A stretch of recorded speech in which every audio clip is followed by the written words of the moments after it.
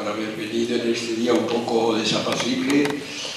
Y yo creo que esta charla la ha puesto el padre Rafael Porras al principio de la Cuaresma para ir tomando un tono penitencial en vuestras vidas, de aguantar cosas como es esta charla. Como veis por el título y el cartel, ese banco solitario muy bonito y muy sugerente que ha hecho Antonio, pues está como tensa entre Dios hablando, pues que se calla, porque armamos tal jaleo, algarabía del hombre. Sobre eso voy a ir avanzando, tenéis un esquema que lo podéis mirar o después de recordatorio. En realidad Dios no ha establecido un monólogo, sino Él mismo es familia, no es un monolito, Dios, sino que es Padre, Hijo y Espíritu Santo. Somos hijos de una familia, de la relación, y creados a su imagen y semejanza, somos relación desde el principio. Estuvimos en el seno materno vinculados a otro ser, vinimos de la vinculación de dos seres, nuestros padres, y todo el ser humano está hecho para la comunicación. En la mayoría de los suicidios hay como causa el no pintar nada, el estar solo, el ser irrelevante. Entonces, dar cuenta de nuestra comunicación es lo que Dios quiere. Muy al principio, Dios, después de crear todas las cosas, pudo dar por acabada la creación y no la dio por acabada, porque puso todas las cosas delante del hombre y de la mujer y quedó a la espera de una cosa muy sencilla, del nombre que dieran a las cosas. Dios espera que nombremos la realidad. Todos tenemos más salud, menos edad, más fortuna, menos fortuna, contrariedades. ¿Cómo las llamo? Cada día aparecen seres distintos en la misma calle que cruzo, en los hijos con sus distintas venturas o malaventuras. Entonces Dios dialoga con nosotros, pero yo me voy a centrar sobre todo. Eso, Antonio, tú verás. ¿Tiene que ver conmigo? Me parece que no. Pero bueno, a lo mejor calmado. Bien. Entonces me voy a centrar sobre todo en que Dios no está ahora más retraído, más tímido, más silencioso, sino que habla. Pero quizás nos encuentra a nosotros que estamos sin cobertura. Desaparecemos de su cobertura por las distintas cosas que después diré en la algarabía. El conjunto de la teología siempre es hablado de transparencia de Dios, o al revés, misterio, opacidad de Dios, también de presencia o ausencia de Dios, la noche oscura del alma, o qué pinta Dios en la sociedad, etc. Misterio, enigma, bien. Un dato pequeño de la psicología evolutiva que enseñé tantos años, es un juego que todos hemos practicado de pequeño y que es el más transcultural de todos los juegos, que es el cucu tras tras. Cucu tras tras. Que no es un juego banal, sino cuando se inicia la primera distancia y destete de la madre con respecto al niño, los momentos de angustia de la distancia, porque tiene que atender a otra cosa, o porque ya empieza a destetarlo, tiene que ir exorcizando la distancia. No es peligrosa la distancia, porque siempre que reclames la presencia, tras aparece. Entonces el ser humano crece entre ese diálogo de ausencia y distancia. Y Dios con nosotros opera igual. Momentos en que se hace más patente, evidente, jugoso para nosotros, y sequedades, desolaciones, distancias, perplejidades en la fe. Entonces el cucu tras tras nos configura, y en la relación de pareja parece que te has distanciado o no saludas como antes, o tus regalos los das, pues no te entregas a ti mismo con ellos. El ser humano es un ser que busca la presencia, pero no de una manera absoluta, sino quiere también distancia, para cultivar la privacidad, el crecimiento suyo. Una madre que dé solo cercanía prepara desgracias futuras. Tiene que saber decir no, o después, o ya veremos, porque eso mismo forma. La distancia es esencial para el crecimiento. Otra escuela de psicología dice que la madre debe dar el pecho bueno, que es el sí, y el pecho malo, que es bueno también, pero que es la retirada. Pues esta charla va del misterio de Dios, pues que nosotros, con nuestro ruido actual y tantas maquinitas de por medio y agitaciones, nos lo ocultan. El concepto de silencio de Dios apareció con un hecho muy contundente y trágico en 1755. Dicho así, quizás nadie lo vincule al terremoto más fuerte que ha habido en Europa, el terremoto de Lisboa, del cual quedan hechos, destrozos todavía, y tiene de patético que era justo el día de Todos los Santos. Y estaba, sobre todo en Portugal, el epicentro estaba a 300 kilómetros de Lisboa, estaban todos los fieles en el día de Todos los Santos, niños, madres, todo. Murieron entre 60.000 y 100.000 personas. Y muchas torres, sobre todo de Badajoz y de Soria, etc., y de Cáceres, pues tienen huellas de aquel terremoto. Entonces vino esta cuestión. ¿Cómo es que Dios convoca a los suyos a celebrar el Día de Todos los Santos y después permite tamaña catástrofe? En la estela de esa catástrofe, pues tanto Feuerbach como Nietzsche dijeron: Dios no existe. Feuerbach decía: es una proyección de los deseos impotentes del hombre. Y Nietzsche: pues Dios ha muerto. Entonces, con esas catástrofes que a veces sacuden y se hacen presentes en la televisión, se presentó por primera vez el concepto: ¿qué hacía Dios ese día? Que convoca a los suyos y allí los mata. Y se reprodujo y cobró nueva fuerza ese concepto con los campos nazis, en donde murió tantísima gente de maneras tan trágicas. Y esa situación llevó a muchos, algunos que la padecieron y otros que la observaron, a dudar de que Dios esté vivo en la cultura. Está desentendido allí sobre las altas nubes, en el Olimpo, sin preocuparse de los hombres. El silencio de Dios. Sin embargo, uno de los judíos que lo padeció, Primo Levi, que tiene una trilogía preciosa sobre Auschwitz, 3 libros sobre Auschwitz, sobre todo La Tregua me impresiona mucho, retomó el tema del silencio de Dios, pero diciendo: es un invento del hombre para justificar su ausencia de Dios.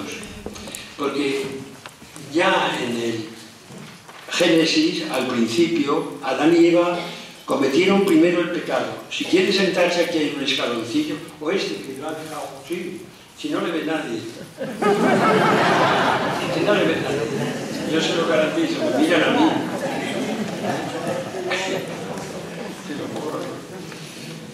Entonces, el silencio de Dios. Pero él decía que hay mucha gente que se pone a investigar las tinieblas por ignorar la luz. Y nuestros primeros padres se ocultaron de Dios porque habían pecado. Entonces, ¿cuánto hay de silencio de Dios y cuánto de desvío nuestro? Traigo para empezar 2 testigos que estuvieron en los campos de concentración con distintas horas.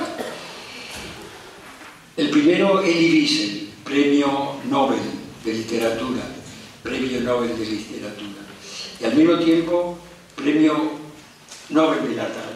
Tiene un libro, En la noche de los campos, y otro, La noche, el alba y el día, también sobre. Y él quedó para siempre marcado por ver el humo de toda su familia subir hacia el cielo, porque estaban cremando a sus hijos. Y él se hizo esta pregunta: es que si Dios es padre, un padre humano, ¿permitiría que se quemasen impunemente a sus hijos? O dicho de otra manera, que se enfrentasen los nazis con los judíos, los dos viniendo de la misma mano creadora, creados a su imagen y semejanza. Elie Wiesel nunca abandonó la fe, pero nunca recaló en la paz. Ya no tuvo paz nunca. Luchaba en sus entrañas con un Dios bueno en el que creía, era un fiel judío, cumplidor de su religión, pero al mismo tiempo esa experiencia le marcó para siempre. La tengo escrita en la Biblia: jamás olvidaré aquel día, cuenta él, lo tengo en el libro de Job, aquel día en que vi convertirse en volutas de humo los cuerpos de mi familia. Jamás olvidaré aquel día en que mi fe quedó sepultada bajo la duda para siempre. Jamás olvidaré. Y jamás lo olvidaré aunque viviese tanto como Dios. Me hizo tanto daño el dolor del mundo. Él mismo decía: ¿es posible creer después de Auschwitz? Y esa misma pregunta se la hizo a un rabino famoso. Y el rabino le respondió: al revés, después de Auschwitz. ¿Es posible no creer en Dios? En quien hay que dudar es en el hombre, que es capaz de esas monstruosidades. Y ese eco es el que más bien siguió Etty Hillesum, otra judía, en Ámsterdam, criada y de una procedencia muy poco creyente, muy poco practicante y muy amante de los hombres. Decía: mi guerra está en el bajo vientre, y muy vividora. Murió temprano, 32 o 33 años, pero Dios la llamó de repente a las honduras de su persona, y fue tanta su generosidad que se ofreció de voluntaria a entrar en los campos de refugiados nazis para atender allí a sus mismos compatriotas judíos. Y ella ayudando, porque era joven y era trabajadora social, pero fue produciéndose dentro de ella una revolución enorme humano-espiritual. Le decía a Dios, tiene un diario precioso, os lo recomiendo, Etty Hillesum: no es a ti, Señor, al que te pedimos para que nos ayudes. Nosotros queremos ayudarte a ti para hacer una humanidad más humana y así ayudarnos a nosotros mismos. Cruzando aquellos pasillos llenos de cuerpos que esperaban ya el ser cremados, murió en Auschwitz. Wiesel no murió. Buscaré alojamiento para ti, mi Dios, en el mayor número de corazones humanos. Y eso lo haré transmitiendo humanidad, no divinidad, sino humanidad. Hoy, al atravesar los pasillos abarrotados, he sentido un deseo irrefrenable de arrodillarme, porque es el único gesto de dignidad que puede desarrollarse en un campo de concentración y exterminio nazi. No quiero estar a salvo de nada. Es más, quisiera estar presente en todos los campos de exterminio de Europa. Y esto lo llevó a cabo de maneras definitivas. Si uno de las SS me pisoteara hasta matarme, lanzaría mi última mirada preguntándole: ¿qué han hecho contigo, hijo mío, para que actúes así? Dios mío, ¿qué cosas tan terribles habrán hecho con él para que él haga estas conmigo? He sufrido 1000 muertes en 1000 campos, porque en todos vivo yo. Creó una solidaridad que viene también en Hebreos: vivir coencadenado con los encadenados. Ya nunca estuvo enteramente libre. Y su última carta la deslizó por una rendija del tren que le llevaba a Auschwitz, pero que por casualidad se recogió. Y en esa carta dice: he roto mi cuerpo como el pan se rompe. Nunca comulgó. Y lo he repartido entre los hombres hambrientos que venían en tan largas caminatas. Etty Hillesum. Silencio de Dios en los campos, o también habla Dios de maneras trágicas. Así no se trata al hombre, se trata como lo está tratando Etty Hillesum. Etty se convirtió en palabra de Dios en los campos. Si vemos que son dos respuestas distintas, la de Wiesel y la de Etty Hillesum, podemos unirlo a la psicología que dice: experiencia no es lo que nos ocurre. Uno queda cojo, otro queda cojo, pero los dos lo llevan de distinta manera. Experiencia no es lo que nos ocurre. Experiencia es lo que hacemos y elaboramos con lo que nos ocurre. Acabamos viviendo en el modo de elaborar aquello, Uno cumple años y dice, pues bien, estoy más tranquilo, y otro dice, me lanzo a la nostalgia, ya no soy el que era, etc. Entonces, experiencia no es lo que nos pasa, sino lo que hacemos. Entonces debemos preguntarnos no dónde estaba Dios en esas catástrofes, sino dónde estamos nosotros cuando el mundo sufre. ¿Dónde? Porque todos somos brazos alargados de su misericordia. Uno de los libros de ahí es Misericordia acogida, misericordia entregada. Recoger la bondad de Dios y llevarla. Abraham, Moisés y tantos otros patriarcas, Jeremías, etc., pasaron momentos malísimos de silencio de Dios. Noé enviaba la paloma a ver si ya se había secado los campos después del diluvio. Y Abraham camina ahora junto a su hijo con el mandato de Dios de sacrificarlo. Y Dios no da respuesta hasta que aparece el carnero allí, envuelto en los matorrales. Entonces es una constante en el libro santo y en la historia que hay distancia y hay silencio de Dios. Pero ¿cómo acogemos y elaboramos una palabra del mismo silencio de Dios? O noche, amarle más que la alborada, dirá Juan de la Cruz. O noche que juntaste al amado con la amada. Entonces pasó a vivir la noche como justo la oportunidad de dar solamente con el Dios desnudo. En el Salmo 43 tiene esta continuidad de la desgracia de su pueblo escogido. Nos entregas como ovejas a la matanza. Está hablando con Dios el salmista. Y nos has dispersado por las naciones. Vendes a tu pueblo por nada, no lo tasas ni algo. Nos haces el escarnio de nuestros vecinos, irrisión y burla de los que nos rodean. Y nos has hecho el refrán de los gentiles. Nos hacen muecas las naciones. En este tiempo de irrelevancia de lo religioso en la cultura, estos salmos nos dicen, no los estrenamos, los abandonos ni los escarnios. Han cruzado a todos, os llevarán a los tribunales, anunció Jesús. Y hay salmos mucho más duros. El 79, por ejemplo, dice, y tú durmiendo como un soldado borracho aturdido por el vino. Es muy bonito distinguir entre los lamentos, que son verticales, dirigidos a Dios, y las quejas, que son horizontales. ¿Has visto lo que ha dicho esa? ¿Te has fijado en lo que me ha dicho ese? Las quejas nos dividen. Los lamentos pueden ser todos los fuertes que sean. Nunca superaremos a Job. Me sacudes en el viento, como me elevas y me tiras, me desgarras. José Saramago, en su novela Ensayo sobre la ceguera, que es una construcción novelística muy interesante, alerta de la responsabilidad de adquirir la mirada a nosotros. Se representa un semáforo en el que de repente un viajero que está esperando a ponerse en marcha con el verde, ve que no ve los colores, que no ve. Y esa ceguera se extiende por toda la ciudad. Y solo queda la mujer del oftalmólogo con vista. Y entonces adquiere una responsabilidad enorme, porque todos los ciegos van cayendo en una creciente inhumanidad, destrozando a unos otros, desesperados, etcétera, etcétera. Es lo que él llama la ceguera blanca. Él mismo, que era un tanto pesimista, decía, ¿hasta qué punto nuestra cultura no es enteramente ciega para los valores que realmente iluminan la vida del hombre? Se podría decir.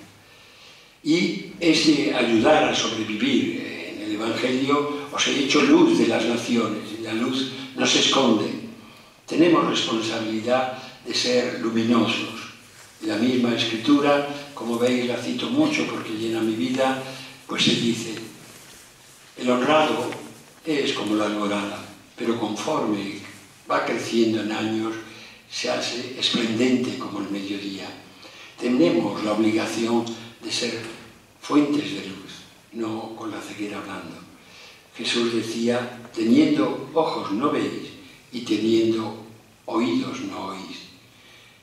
Hay muchos, recuerdo un ciego que tengo aquí escrito también, un hermano ciego, que decía, nunca he visto tan claro lo esencial de la vida como cuando me quedé ciego.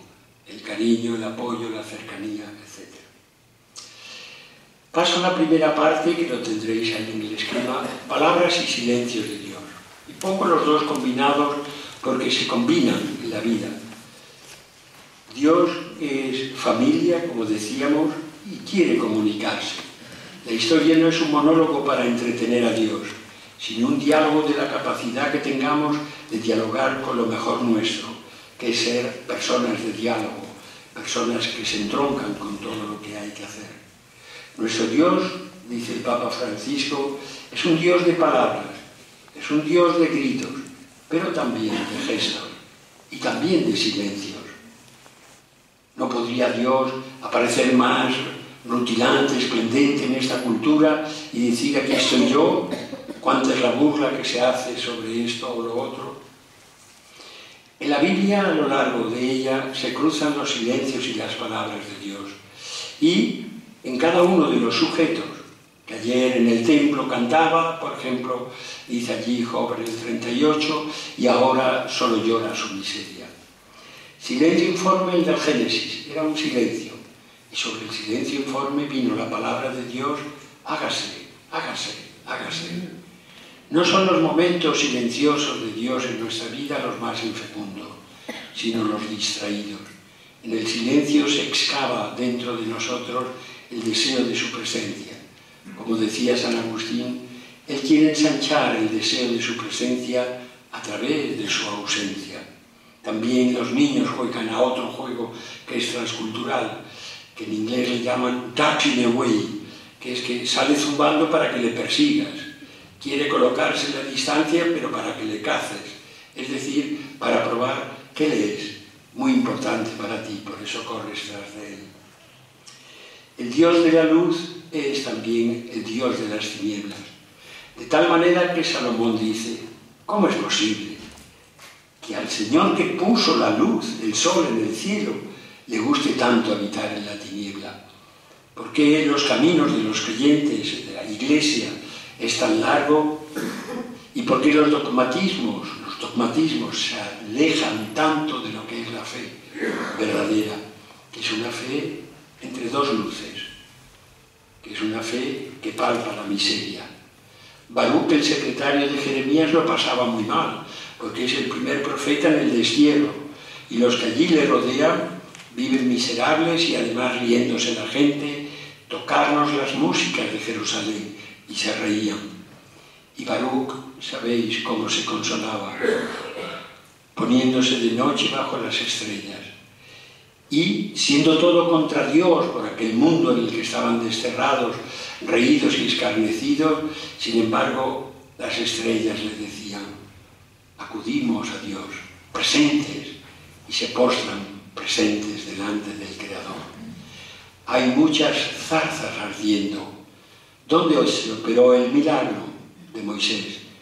Que se puso a arder la zarza porque descubrió Moisés y se convirtieron sus ojos en ardientes, en descubrir que todo es obra de Dios.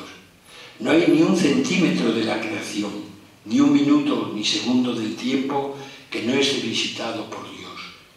Y lo dice allí en Sabiduría 11. ¿Cómo existiría la tal cosa, el mosquito nocturno que me molesta, si yo no lo sostuviese en el ser? Todo es ocasión de encuentro, siempre que en nosotros se agudice la vista y el oído. A Gedeón, después de la derrota, le saluda un ángel y le dice, el Señor esté contigo. Y Gedeón, que viene de 1000 desastres, le dice, muy bien, el Señor conmigo. ¿Y por qué se nos ha venido al pueblo toda esta desgracia? El Señor no está conmigo. Lo tenéis en Jueces 6:13. Existe esa ausencia de Dios, y en algunas vidas de una manera patética. Una que hace 2 meses se ahorcó en la cárcel del Daesh, me regaló antes de suicidarse, yo hablé con ella el domingo, y el domingo siguiente me regalaron esto, 2 corazones, el suyo y el mío, el de una musulmana, y solo una palabra, gracias. Se despidió de esta vida desesperada, pero agradecida. Samira Yerú iba para amante de un jeque árabe, pero en la frontera de Siria con Turquía. Con 14 años ya la vendió su familia a un primo hermano, que le daba asco y miedo para pagar las deudas familiares, porque el abuelo común de ambos primos hermanos dijo: perdono todas las deudas familiares si te casas con ella. Entonces, ¿por qué hay vidas que son tan sometidas a las tinieblas? El tatuaje más frecuente en las cárceles, he visitado muchas, de Perú, de Tokio, en las de España es nacida para sufrir. Tatuarse a sí mismo con nacido para sufrir. No quiero ofender vuestros oídos con los relatos del último domingo, este último en la cárcel. Alguna había sido vendida con 2 años a un vecino para practicar sexo oral con un vecino que pagaba fielmente al final de cada mes. Ausencia brutal de Dios. Te pido auxilio y no me haces caso. Espero en ti y me clavas la mirada. Te has vuelto mi verdugo, es Job hablando con Dios, y me atacas con tu brazo musculoso. Me levantas en vilo, me paseas, me sacudes como en un huracán. Y Jesús muere en el silencio supremo. Dios mío, ¿por qué me has abandonado? Y no hubo eco, hasta que después se produjo. Pero lo que mediaba entre Jesús y el Padre no era la distancia del Padre con respecto al Hijo que moría, sino toda la suma de nuestros pecados y distancias con respecto al Padre. Eso es lo que hacía opaca la visión de Jesús para ver al Padre.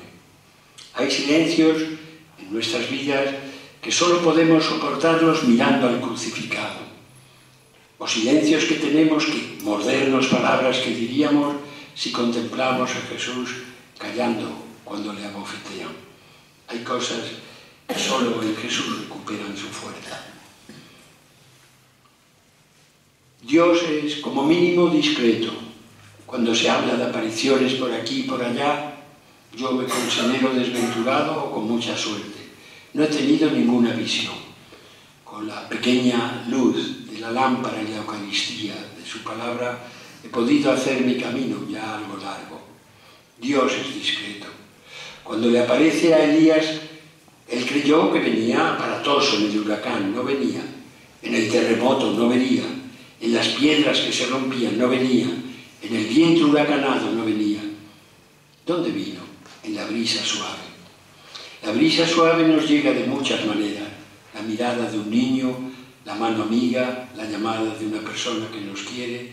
Hay mucha brisa suave, si somos agradecidos para recibirla.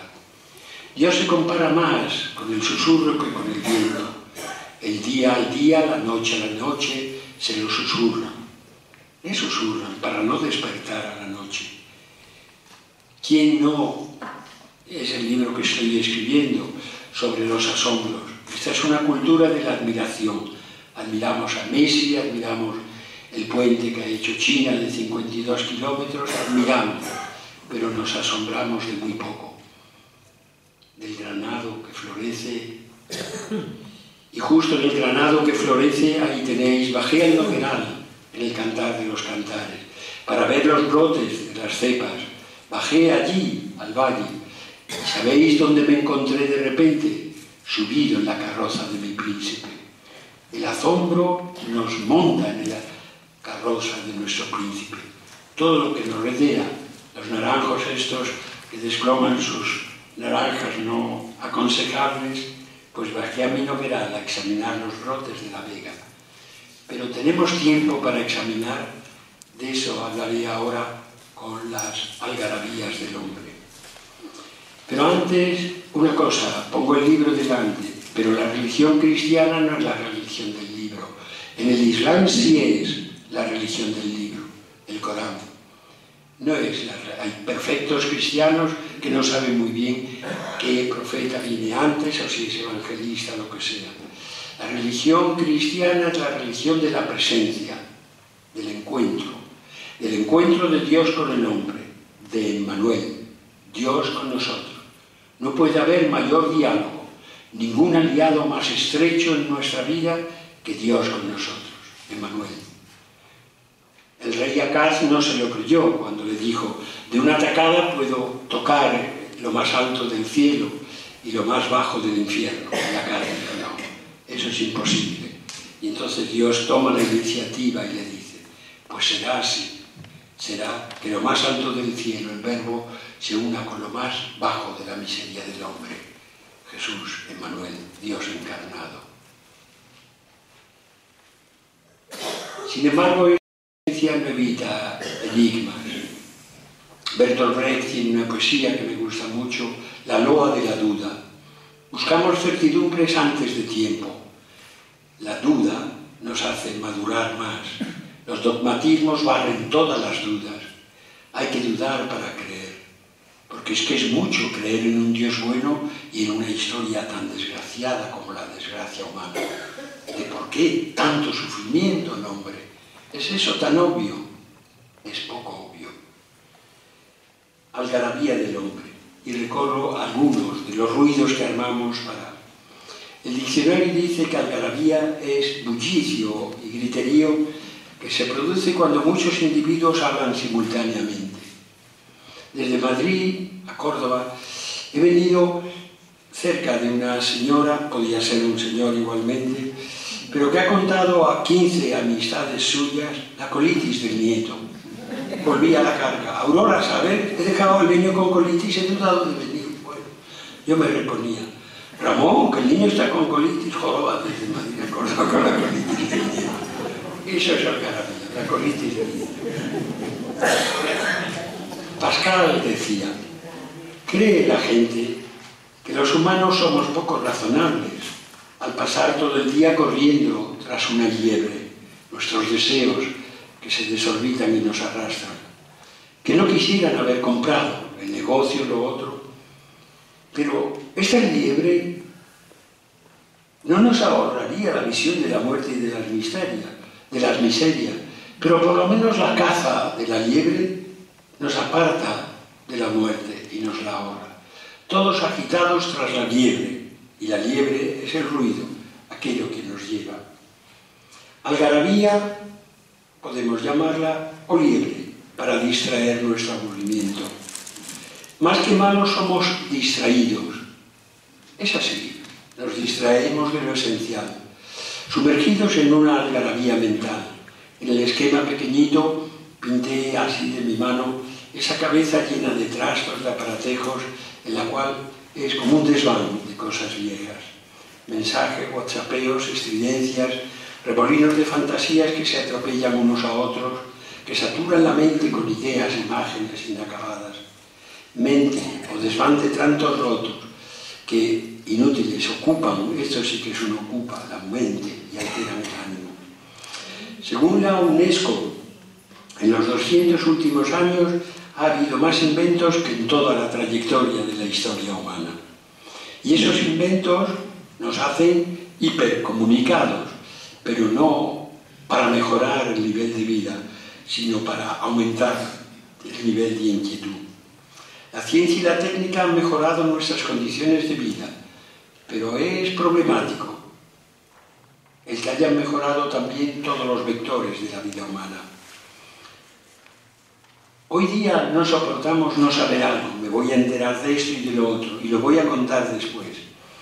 De ahí nuestro malestar con el Dios fugitivo, evanescente, discreto, la dificultad del hombre actual con alguien que no funciona al pulsar un botón, lo que es creencia, religiosidad y asombro.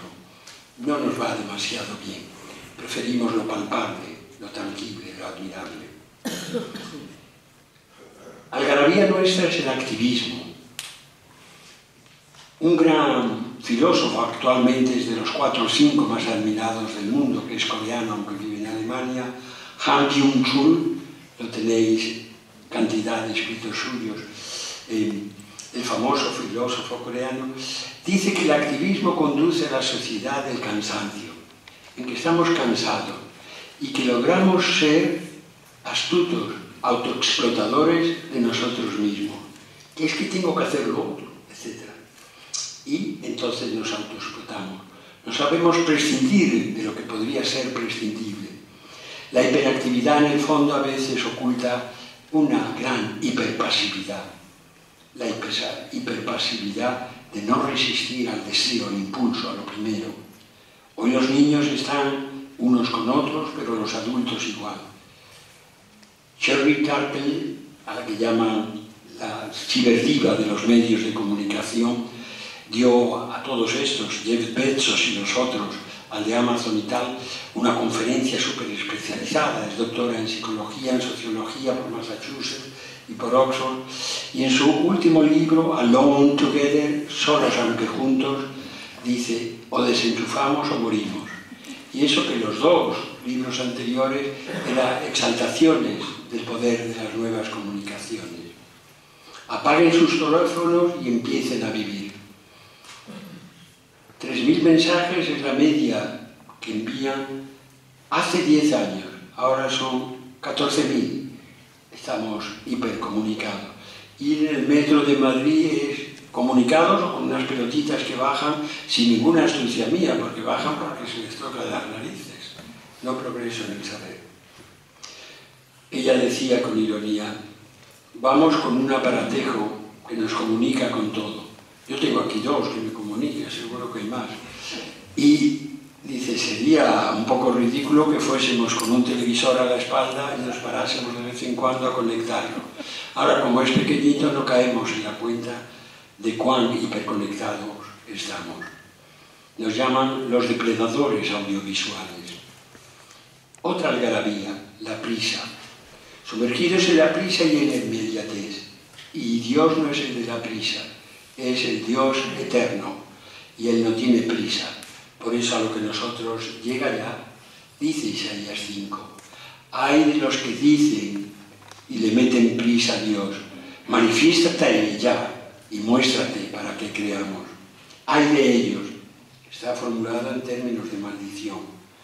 Dios es muy tranquilo, pero no porque nos deje sufrir, sino porque cuenta con la eternidad para hacernos gozar.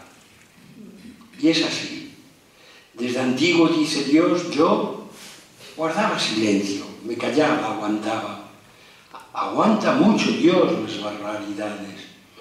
Con un Dios así, es bueno esperar en silencio la salvación del Señor, dice el libro de las Lamentaciones. Esperar. Una cubana que ha muerto ahora en Cienfuegos, que ha sido durante año y medio la mayor, la de más edad de toda la humanidad, 117 años. Yo la he visitado varias veces y la última estaba muy lejos del sagrario y siempre estaba pegado a él. El padre Arrupe fue a visitarla allí porque le dio carta de hermandad con los méritos, espero que no con los deméritos de los jesuitas. Y le pregunté, ¿y por qué está usted tan lejos del sagrario ahora?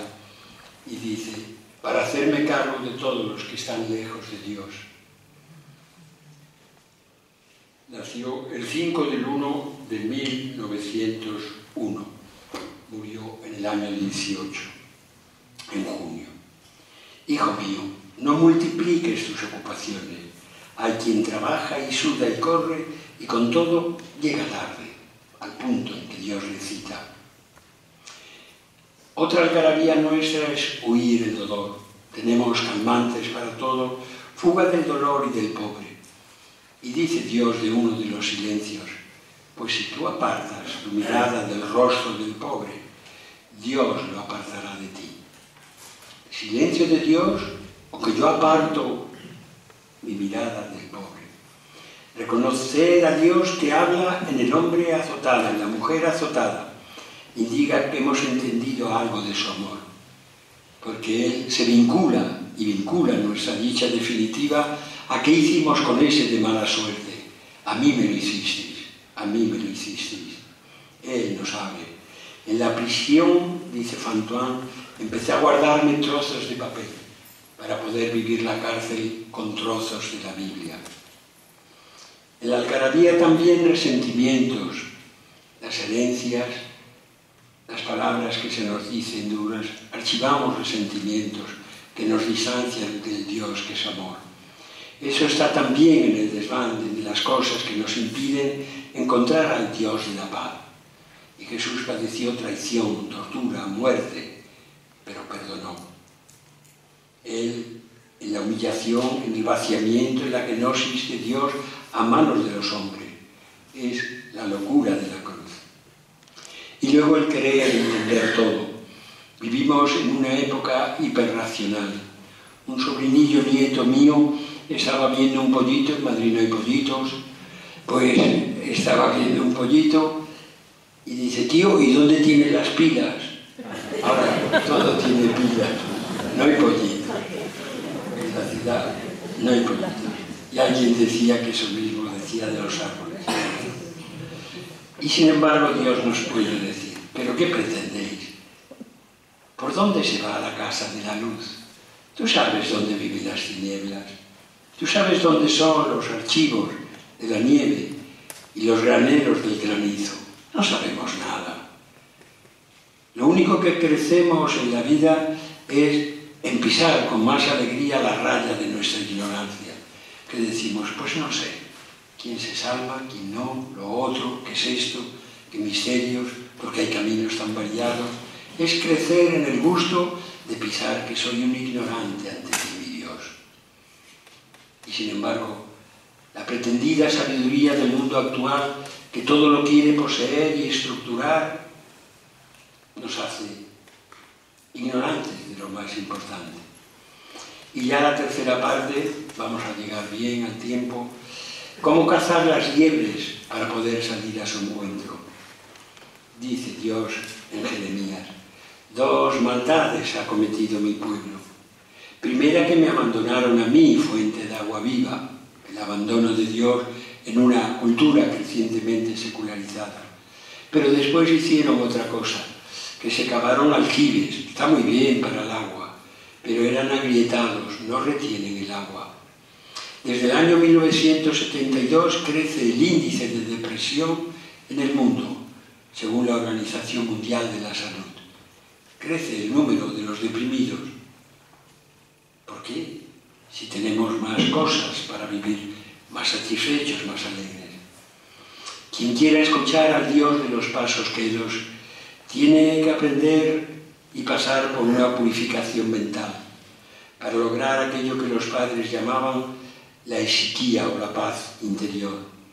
La filocalia era la lucha por lograr disciplinar la mente, los impulsos que me llevan a continuamente vivir en el sobresalto. La algarabía no es pecado, nadie se confiesa de ser alguien sumergido en la algarabía, pero abre la puerta a 1000 demonios. Ahora que se habla con razón, y sin ella también un poco, de la pederastia de los curas, no pocos entran en su soledad en páginas porno que después les desvirtúan la vida emprendida. Abre la algarabía la puerta a 1000 demonios. 4 estrategias para la limpieza mental. La primera, crearse un espacio de silencio. No hace falta que sea muy grande. Y pongo espacio, puede ponerse espacio y tiempo, pero 10 minutos en un rincón que ya lo tomo como el mío, el del silencio. Porque el silencio va despertando un oído y va haciendo orientar la mirada hacia la bóveda celeste, como Baruch, hacia aquello que transita con el ritmo de lo eterno. Aleja de nosotros las palabras violentas y tontas y nos enseña a gritar a Dios por la suerte del hombre, porque no es que yo esté mal, sino que hay tantísimo dolor y campo de concentración en el mundo. Y esto no por optimismo, sino por confianza en una anclada fidelidad en Dios, anclada. En paz como un gato, dice el poeta Lorenz, en paz como un gato, esos 10 minutos que yo coja cada día, dormido sobre una silla y ser uno contigo, con el dueño de esta casa que nos envuelve, sintiendo la presencia del Dios viviente. Una profunda calma entra en el corazón, una presencia más allá de mis algarabías. Sin retirarse y calmarse se pierde el don de la escucha. Es decir, ¿dónde voy yo precipitadamente a responder? De la atención profunda y contemplativa. En ninguna época se ha subido tanto el sueldo y cotizado tanto a los activos, a los desasosegados, a los que van como patos descabezados. Segundo, excavarse un espacio interior dentro de nosotros mismos. Vivimos en lo que llaman ahora exitimía. Timos es ánimo en griego. ¿En qué ánimo tengo que estar dadas las noticias? En vez de que el timos, el ánimo, me lo dicte mis adentros. Un espacio donde reflexionar. María no entendió porque el hijo no le dijo me quedo en el templo, pero tenía un espacio interior. Daba vueltas, dice Lucas, en su interior.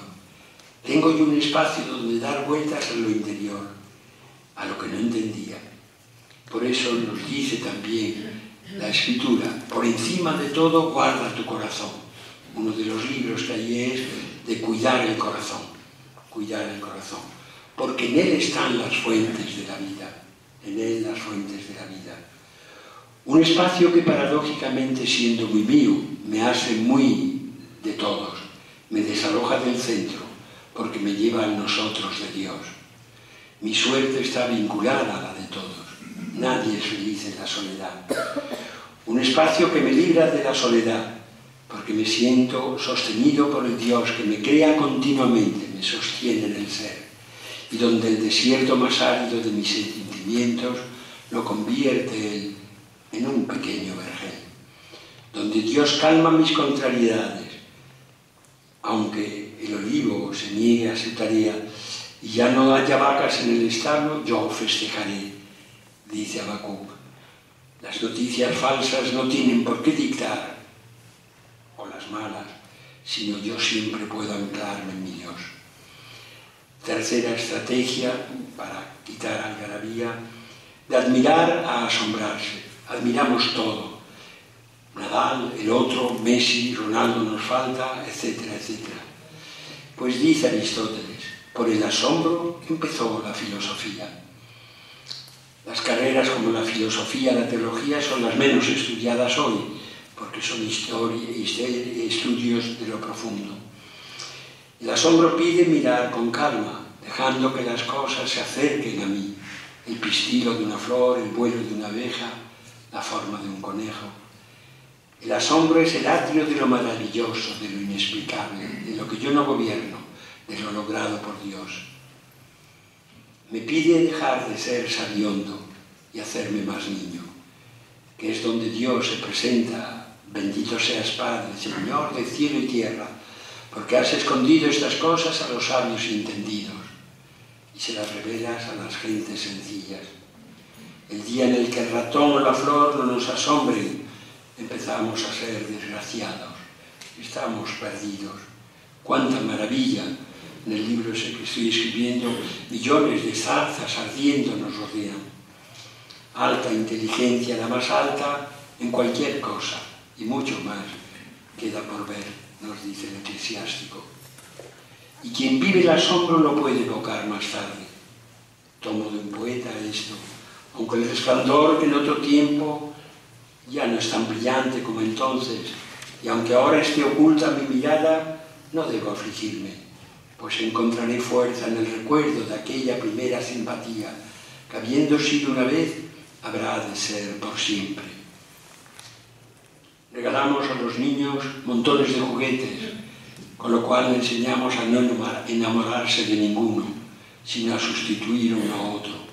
¿Cuánto de la ulterior traición al amor tiene que ver con que si me canso de este, cojo al otro?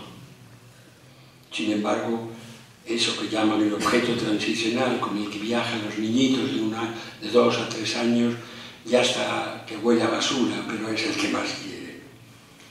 Y hacerme yo mismo palabra de Dios, transparencia de Dios. Porque eso es lo que nos pide Pablo. Vosotros sois carta, mía no, yo soy el amanuense, carta de escrita, y no escrita por tinta, sino escrita por el Espíritu Santo. Hay muchas personas, muchas más de las que creemos, personas luminosas, pero hay que mirarlas con asombro, con atención. cómo han superado la desgracia, cómo han vencido la contradicción, cómo llevaron la ruina, cosas dolorosas y no fáciles, y son luminosas, a lo menos para mí. Sois carta de Cristo para ser leída por todo el mundo. Yo soy palabra de Dios en el mundo. Que en mí se calienten los que pasan frío, y que se iluminen en mí los que tropiezan en el camino. Que se sienta cómodo con mí el ateo, porque sé del misterio de Dios. El que levanta preguntas, que sea mi amigo, porque yo tengo muchas también para prestarle. Que lo peligroso es darlo todo por sabido, es adormecerse, porque el que evita la blasfemia, evita también la alabanza, y el que evita el odio y la rabia, evita también el amor. Hay personas de esas de la cárcel que odian mucho, y le miras con unos cuantos domingos a los ojos, y les pones la mano en los hombros, y lloran, porque nunca han sentido la ternura. Creer a pie juntillas todos los artículos de la fe es fácil, pero sería triste si no se dialoga con Dios. No es una colección de sellos en la que creemos, es el testimonio de una presencia entrañable. Dios es mi mejor aliado, el que más me quiere, el que nunca me dejará. Si alguna vez llego a ser santa, decía Teresa de Calcuta, yo quiero ser santa de la oscuridad, porque hay tantas gentes viviendo en lo oscuro. Incluso se atrevía a decir esto, que suena casi a blasfemia, estaré continuamente ausente del cielo, para bajar a la tierra a encender la luz de aquellos que en la tierra caminan en la oscuridad.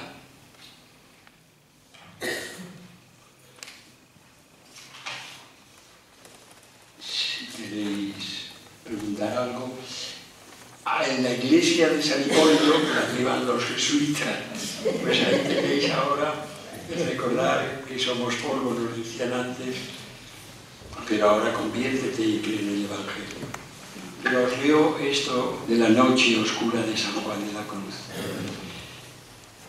En una noche oscura con ansias en amores inflamada, oh dichosa aventura, salí sin ser notada, estando ya mi casa sosegada, no en algarabía, a oscuras y segura por la secreta escala disfrazada. Oh dichosa aventura, a oscuras y encelada, estando ya mi casa sosegada. En la noche dichosa, en secreto, que nadie me veía, ni yo miraba cosa, sin otra luz y guía, sino la que en el corazón me ardía. Aquesta me guiaba, más cierto que la luz del mediodía, a donde me esperaba quien yo bien me sabía, en parte donde nadie parecía. Oh noche que guiaste, oh noche amable más que la alborada, oh noche que juntaste amado con amada, amada en el amado transformada.